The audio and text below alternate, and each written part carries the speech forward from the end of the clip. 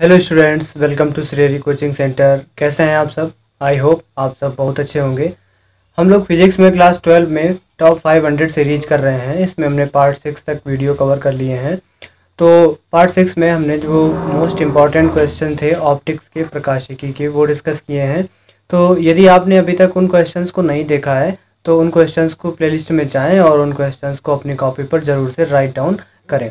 इस वीडियो को अगर आप देख रहे हैं तो अभी आप कॉपी पेन ले लीजिए और मेरे साथ में सवालों को राइट डाउन करते जाइए और समझते जाइए। तो चलिए स्टार्ट करते हैं हम लोग टॉप 500 का पार्ट 7।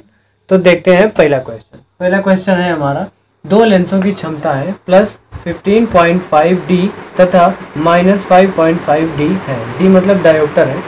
संयुक्त लेंस बनाया गया है तो इस संयोग से 30 सेंटीमीटर की दूरी पर 3 सेंटीमीटर लंबी एक वस्तु रखी है तो प्रतिबिंब की लंबाई ज्ञात कीजिए। इट मीन्स हमें निकालना क्या है, प्रतिबिंब की लंबाई निकालनी है, यानी कि इमेज की जो लेंथ होती है वो हमें फाइंड करनी है। तो देखते हैं, सॉल्व करते हैं क्वेश्चन। तो देखिए, दो लेंसों की क्षमताएं दी हैं तो दो लेंसों की क्षमताओं से हमें तुल्य क्षमता पहले निकालनी पड़ेगी। लेंस की क्षमता जो होती है, लेंस की क्षमता को हम लोग P से लिखते हैं। तो P इज इक्वल टू, इसमें क्षमताएं दो हैं तो पहली वाली को P1 मान लेंगे और दूसरी वाली को P2 मान लेंगे। तो क्षमता जो टोटल होगी इसकी वो P is equal to P1 plus P2 होगी। और P1 प्लस P2, P1 कितना है 15.5 और P2 कितना है 5.5। सब्ट्रैक्ट कर दो इसको, इससे घटा दो तो कितना आएगा 10 आएगा, 10 डायोप्टर। यहाँ से हम फोकस दूरी निकाल सकते हैं। फोकस दूरी के लिए जो फॉर्मूला होता है वो P is equal to 1/f होता है। लेंस की क्षमता और जो फोकस दूरी में आपस में संबंध होता है, तो लेंस की क्षमता होती है वो फोकस दूरी के व्युत्क्रमानुपाती होती है। व्युत्क्रमानुपाती का मतलब 1/f में के रूप में होती है, बटे में होती है। तो P इज इक्वल टू इसमें लगा देंगे वही फॉर्मूला, क्या 1/f। तो देखिए यहाँ से हमें P मालूम है तो F इधर कर देंगे और P इसके बटे में कर देंगे। तो F इज इक्वल टू, अब देखो ना यहाँ पर जो F है ना वो सेंटीमीटर में होता है, तब यहाँ पर 100/f होता है, और जब मीटर में होता है तो 1/f होता है। तो सारे आंसर्स जो है वो सेंटीमीटर में है तो इसको भी हमें सेंटीमीटर में कन्वर्ट करना पड़ेगा। तो यहाँ पर F इज इक्वल टू हम लोग लिखेंगे 100/P, और 100/P, P का मान कितना है 10, काट देंगे 0 से 0 तो 10 सेंटीमीटर आ जाएगा। तो F जो हमारा F आएगा वो कितना आएगा 10 सेंटीमीटर। अब देखिएगा यहाँ पर जो आंसर आया है ना वो प्लस में 10 सेंटीमीटर आया है। तो प्लस में जो 10 सेंटीमीटर आया है तो इसका मतलब फोकस दूरी है 10 सेंटीमीटर, और कहता है सवाल में आगे इस संयोग से 30 सेंटीमीटर की दूरी पर एक वस्तु रखी है। तो 30 सेंटीमीटर की दूरी पर, दूरी कितनी दी है हमें 30 सेंटीमीटर, दूरी वस्तु की लिखते हैं U is equal to 30 centimetre. अब दूरी वस्तु की है वो चाहे उत्तल लेंस हो या अवतल लेंस हो, हमारा दूरी दोनों में हमें निगेटिव ही लेनी पड़ती है, तो इसमें भी दूरी निगेटिव हो जाएगी। तो U इज इक्वल टू -30 और -30 U हो गया और F हो गया हमारा कितना प्लस का 10 सेंटीमीटर। और निकालना क्या है प्रतिबिंब की लंबाई, very simple. V is equal to क्या निकालना है क्वेश्चन मार्क, यानी कि हमें जो वस्तु की दूरी है, प्रतिबिंब की दूरी है, उसको हमें फाइंड करना है। तो देखिए ये नोट कर लिया होगा आपने, तो वीडियो को रोक करके इसको पहले नोट कर लें, इसको हम साफ करने जा रहे हैं। तो देखिए यहाँ से हम फोकस दूरी के लिए जो फॉर्मूला होता है उसको लगाएंगे। फोकस दूरी का फॉर्मूला क्या होता है 1/f is equal to 1/v plus 1/u। v निकालना है तो u को इधर कर देंगे और 1/v इज इक्वल टू क्या बन जाएगा 1/f इज माइनस 1/v। और f और v की वैल्यू कितनी है 10 और 30। f की जगह कितना 10 और u की जगह कितना 30, तो 1/30 हो जाएगा। तो ये कितना आ जाएगा, u इधर चला जाएगा तो u हमारा निकालना क्या है v निकालना है ना, तो u इधर चला जाएगा तो f माइनस 1/v हो जाएगा। तो v का मान कितना है, u का कितना दिया था, सॉरी यहाँ पर कितना आएगा u आएगा, और u का है कितना माइनस का 30, तो यहाँ पर कितना आ जाएगा 30 हो जाएगा। अब लेंस था तो लेंस के लिए जो सूत्र होता है ना वो यहाँ पर माइनस होता है, और जो दर्पण होता है उसके लिए प्लस होता है। तो यहाँ पर माइनस आएगा और जब इसको उधर ले जाएंगे तो ये प्लस में हो जाएगा, और जो u की वैल्यू रखेंगे वो कितनी -30 रखेंगे तो यहाँ पर माइनस आएगा। और 10 और 30 का लासा लेंगे तो कितना आएगा 30 आएगा, तो 10 या 30 और कितना आ जाएगा 30 एकम 30।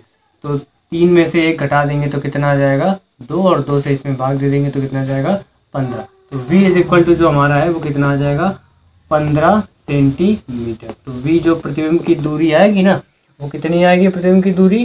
15 सेंटीमीटर। तो ये क्या है प्रतिबिंब की दूरी, और निकालना क्या है हमें? प्रतिबिंब की लंबाई। तो देखिए प्रतिबिंब की दूरी और लंबाई में दोनों में डिफरेंस होता है। प्रतिबिंब की जो दूरी होती है उसे हम लोग v से लिखते हैं, और जो प्रतिबिंब की लंबाई होती है ना उसे हम y2 से लिखते हैं।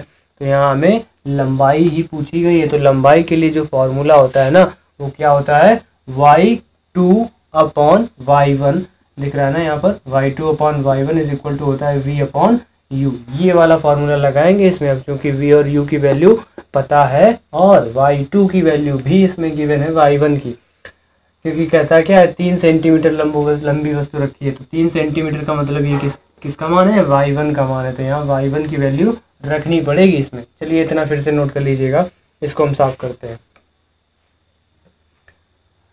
तो देखिए यहाँ पर यही फार्मूला लगाएंगे अब, और इससे क्या होगा? y2 अपॉन y1 कितना है? 3 सेंटीमीटर, बराबर कितना है? v बटे u। v कितना आया है हमारा? अभी सॉल्व किया था 15, और बटे u कितना था? 30। तो इसको सॉल्व कर लेते हैं। तो यहाँ पर 15 से डिवाइड कर दें तो कितना आएगा? 2, और क्रॉस मल्टीप्लाई कर दें तो 3 यहाँ पहुँच जाएगा। तो y2 बराबर कितना आ जाएगा? 3/2। अब 3 से इसमें भाग कर देंगे तो 1.5।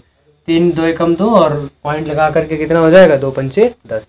तो 1.5 सेंटीमीटर क्या आएगी हमारी प्रतिबिंब की लंबाई। इट मीन्स जो हमारा ऑप्शन होगा वो कौन सा सही होगा? ऑप्शन नंबर 1 सही होगा। देखिए ये क्वेश्चन थोड़ा सा टफ था। इस क्वेश्चन को जो भी आपने सॉल्व किया है हमने, ये सॉल्यूशन अगर आपको समझ में आता है, अगर आप इससे एग्री करते हैं तो वीडियो को लाइक कर दीजिए। और हम लोग चलते हैं अब नेक्स्ट क्वेश्चन पर। नेक्स्ट क्वेश्चन है हमारा -3d तथा +2d। -3d और +2d क्षमता के दो पतले लेंसों को मिलाकर एक संयुक्त लेंस बनाया गया है। तो हमें संयुक्त लेंस की फोकस दूरी और उसकी प्रकृति बतानी है। तो देखिए यहाँ पर -3d और +2d क्षमता है इसकी, तो P is equal to total जो क्षमता आएगी वो P1 + P2 आएगी, जो कि कितनी होगी? -3 + 2 -1 डायोप्टर। निकालना क्या है इसकी फोकस दूरी? तो फॉर्मूला फोकस दूरी के लिए क्या लगा देंगे? F is equal to 100/P। तो 100/P कितना है? 1। तो 100 बटे कितना आएगा? -1। ये कितना आ जाएगा? 100 सेंटीमीटर। तो इसकी जो फोकस दूरी आएगी वो कितनी आएगी? 100 centimetre. It means option number कौन सा सही होगा? हमारा पहला ऑप्शन करेक्ट हो जाएगा। तो इस तरह से इस क्वेश्चन का आंसर कितना आएगा? 100 सेंटीमीटर। ऑप्शन नंबर पहला सही है। अब चलते हैं हम लोग नेक्स्ट क्वेश्चन की तरफ। Question number 3। क्वेश्चन नंबर 3 है हमारा, एक समांगी पारदर्शी माध्यम में रखा कांच का प्रिज्म। अब देखिए यहाँ से प्रिज्म के क्वेश्चन स्टार्ट है। तो प्रिज्म में क्या कहता है कि कांच का एक प्रिज्म प्रकाश किरण को विचलित करेगा। प्रिज्म कैसा होता है?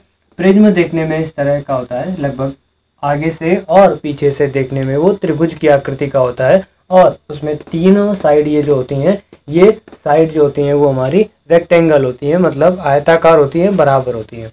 तो देखिए यहाँ पर ऑप्शन कहता है कि सदैव आधार की ओर, दूसरा कहता है सदैव आधार से परे, तीसरा कहता है कि आधार की ओर जब माध्यम का अपवर्तनांक कांच से कम हो, और चौथा कहता है आधार से परे जब माध्यम का अपवर्तनांक कांच से अधिक हो।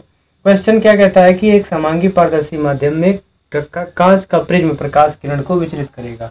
पारदर्शी माध्यम में कांच का जो प्रिज्म होगा वो प्रकाश की किरण को किस तरह से विचलित करता है, किस तरह से वो ट्रीट करता है कांच की प्रकाश की किरण को कांच के साथ। देखिए जब माध्यम का अपवर्तनांक कम होता है तभी तो यहाँ पर वो अपवर्तनांक क्या होता है, प्रकाश की किरण को एक माध्यम से दूसरे माध्यम में जाने पर वो क्या करता है, अपने मार्ग से विचलित करवा देता है। यानी कि जब वह प्रकाश की किरण यहाँ से प्रवेश करती है इस प्रिज्म में, तो माध्यम में चेंजमेंट होते ही प्रकाश की किरण जो होती है वो अभिलंब से दूर हटती है, अभिलंब की ओर झुकती है। तो यहाँ पर अब चूंकि विरल माध्यम से सघन माध्यम में जा रही है तो अभिलंब की ओर झुक जाएगी। ये बातें हमने आपको अपवर्तन जब पढ़ाया था, तो अपवर्तन में हमने आपको बताया था क्या होता है अपवर्तन की परिभाषा, कि जब प्रकाश की किरण एक माध्यम से दूसरे माध्यम में जाती है तो वह अपने मार्ग से विचलित हो जाती है। और विचलन भी वो किस तरह का होगा कि जब प्रकाश की किरण विरल माध्यम से सघन माध्यम में जाती है तो वह अभिलंब की ओर झुक जाती है, और जब प्रकाश की किरण सघन माध्यम से विरल माध्यम में आती है तो उसका जस्ट अपोजिट हो जाएगा, अभिलंब से दूर हट जाएगी। तो इस क्वेश्चन में क्या होगा कि जब माध्यम में प्रकाश की किरण कांच में प्रवेश करेगी तो वह आधार की ओर झुक जाती है। हमेशा याद रखिएगा क्या कि प्रकाश की किरण जब लेंस में या कांच में प्रिज्म है तो उसमें प्रवेश करती है तो वो हमेशा कहाँ झुक जाएगी, आधार की ओर। और आधार की ओर झुकने के लिए उसकी एक कंडीशन है कि जब माध्यम का अपवर्तनांक जो होगा वो कांच से कम होगा, कांच की तुलना में जो उसका रिफ्रैक्टिव इंडेक्स होगा वो कैसा होगा, कम होगा। तो इस क्वेश्चन का आंसर क्या हो जाएगा, ऑप्शन नंबर सी, आधार की ओर जब माध्यम का अपवर्तनांक कांच से कम है। तो चलिए इस स्लाइड में इतना ही, हम लोग चलते हैं अब नेक्स्ट स्लाइड में। तो चलिए हम लोग नेक्स्ट स्लाइड में बात करते हैं अगले के क्वेश्चन की। अगला क्वेश्चन है हमारा 35 नंबर। 60 अंश प्रिज्म के अपवर्तक पृष्ठ पर जब प्रकाश की किरण 50 अंश के कोण पर आपतित होती है तो विचलन कोण का मान क्या होगा। तो देखिए जो प्रिज्म का फॉर्मूला होता है वो प्रिज्म का सूत्र होता है हमारा n = sin a plus delta m/2 और पूरे के बटे sin a/2। इस फॉर्मूले में जो हमारा a होता है वो होता है प्रिज्म कोण और जो डेल्टा m होता है वो होता है न्यूनतम विचलन कोण और जो n है वो हमारा होता है माध्यम का अपवर्तनांक यानी कि रिफ्रैक्टिव इंडेक्स ऑफ मीडियम। तो देखते हैं इस क्वेश्चन में कहता है कि प्रिज्म के अपवर्तक पृष्ठ पर प्रकाश की किरण 50 अंश के कोण पर आपतित होती है। तो जो आपतित किरण होती है उसको हम लोग आपतन कोण से लिखते हैं और आपतन कोण I = है हमारा 50 अंश और जो दिया गया है हमें 60 अंश का प्रिज्म कोण, तो A = है हमारा 60 डिग्री। तो जो फार्मूला होता है वो होता है हमारा डेल्टा m = 2i - a। ये फार्मूला आप याद रखेंगे, डेल्टा m = 2i - a। ये इसी जगह से आया है। ये जो फार्मूला बनता है ना ये स्नेल के नियम से बनता है। स्नेल का नियम क्या होता है, n = sin I/sin r। तो ये जो i और r लिखा है ना, i और r की जगह पर जो वैल्यू लिखी है ये पूरा उसी का मान है। तो यहाँ पर जो हमने ये sigma m delta m = 2i - a लिखा है ना वो वहीं से आया है। तो देखते हैं 2m delta m = 2i - a। तो इसमें हमें निकालना क्या है, हमें निकालना है विचलन कोण। विचलन कोण जो होता है वो डेल्टा m होता है, यही फाइंड करना है। तो डेल्टा m = 2 × i कितना है 50 डिग्री, तो 2 × 50 - a कितना है 60। तो कितना आएगा देखिए 50 × 2 करने पर कितना आता है 100 और 100 से 60 सब्ट्रैक्ट कर देंगे तो कितना आ जाएगा 40, यानी कि 50 × 2 = 100 और 100 से कितना घटा दें 60। तो 50 से हम 100 से अगर हम 60 घटा दें तो कितना आ जाता है 40 अंश आ जाता है। तो जो हमारा विचलन कोण होगा वो कितना होगा 40 अंश का होगा। चलिए नेक्स्ट क्वेश्चन देखते हैं। एक प्रिज्म के लिए अल्पतम विचलन कोण 30 अंश है। तो डेल्टा m = कितना है 30 डिग्री और पूछता क्या है प्रिज्म कोण 60 अंश है। तो a = कितना हो गया 60 डिग्री। तो n बराबर बताना है, n = क्या होता है sin I/sin r। स्नेल के नियम से होता है। अब देखिए यहाँ पर हमें I तो पता नहीं लेकिन A पता है। तो I = फॉर्मूला क्या होता है a + डेल्टा m/2। a कितना है 60, तो 60 + डेल्टा m कितना है 30 अपॉन कितना 2, 60 और 30 ऐड करें तो कितना होता है 90 को अगर 2 से डिवाइड करें तो कितना आएगा 45, यानी कि जो हमारा I का मान होगा वो कितना आ गया 45 अंश। तो कितना आ जाएगा ये sin 45 अंश और sin 45 बटे में कितना लिखना पड़ेगा sin r कितना है बताओ, r कहाँ गया, r दिया ही नहीं है लेकिन r की जगह पर होता क्या है, r = क्या होता है a/2। तो देखिए a की वैल्यू हमें गिवन है कितनी 60, तो 60/2 करेंगे तो कितना आएगा 30 आएगा। तो यहाँ कितना आ जाएगा sin 30, यानी कि कितना आएगा sin 45 और बटे कितना आएगा sin 30 अंश। तो sin 45 अंश का जो मान होता है वो कितना होता है 1/√2 और जो sin 30 अंश का मान होता है वो 1/2। ये यहाँ पहुँच जाएगा और 2 पलट के ऊपर पहुँच जाएगा। तो जो 2/√2 आएगा ये, तो 2 को हम लोग 2 बार गुणा करके लिख दें रूट में और इससे √2 से √2 कट जाएगा, केवल कितना बचेगा √2। तो √2 जो हमारा होगा वो माध्यम का क्या होगा रिफ्रैक्टिव इंडेक्स अपवर्तनांक। तो हमारा जो आंसर हो जाएगा वो कौन सा हो जाएगा, ऑप्शन नंबर बी सही हो जाएगा। तो इस तरह से जो n = sin I/sin r होगा स्नेल का नियम, उससे इस क्वेश्चन को सॉल्व कर देंगे। नेक्स्ट क्वेश्चन देखते हैं। Next question number 37। किसी द्रव से भरे हुए खोखले प्रिज्म का अल्पतम विचलन कोण है। अल्पतम विचलन कोण कितना है 30 डिग्री, यानी डेल्टा m = 30 डिग्री। तो प्रकाश की किरण 30 अंश से विचलित होती है, यानी विचलन कोण है।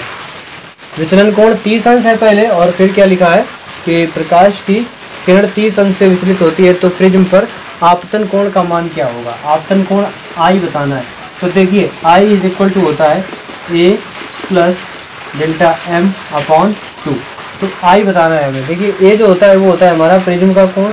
तो प्रिज्म का कोण कितना होता है 60 डिग्री। ऑलवेज हमेशा जो प्रिज्म होते हैं वो समबाहु त्रिभुज का निर्माण करते हैं। समबाहु त्रिभुज जो होता है वो उसकी तीनों भुजाएं बराबर होती हैं, और तीनों जब भुजाएं बराबर होंगी तो तीनों कोण भी बराबर होंगे। अब देखिए जो त्रिभुज होता है वो त्रिभुज में तीनों कोणों का योग कितना होता है 180 अंश। तो तीनों कोणों का जोड़ जब 180 अंश है तो एक कोण कितना आ जाएगा 60 डिग्री आ जाएगा। अगर 180 रुपये को 3 लोगों में बराबर बराबर बांटे तो कितने कितने पड़ेंगे 60 पड़ेंगे। तो इसी तरह से जो कोण होगा ना वो कितना कितना आएगा 60 अंश आ जाएगा। तो देखिए 60 होगा ए और डेल्टा एम दिया है कितना 30। तो 30 अपॉन कितना 2, 60 30 90, 90 में 2 का भाग करते हैं तो कितना आएगा 45 अंश। तो जो हमारा आपतन कोण हो जाएगा वो कितना हो जाएगा 45 अंश। ऑप्शन नंबर बी सही हो जाएगा। तो इस तरह से इस क्वेश्चन का आंसर क्या हो जाएगा, option number B is correct. तो इस वीडियो में इतना ही। हमने पार्ट 7 के कुल 37 तक क्वेश्चन कर लिए हैं, 37 क्वेश्चन सॉल्व हो गए हैं। तो इस वीडियो में इतना ही। मिलते हैं हम लोग नेक्स्ट वीडियो में, तब तक के लिए जय हिंद जय भारत।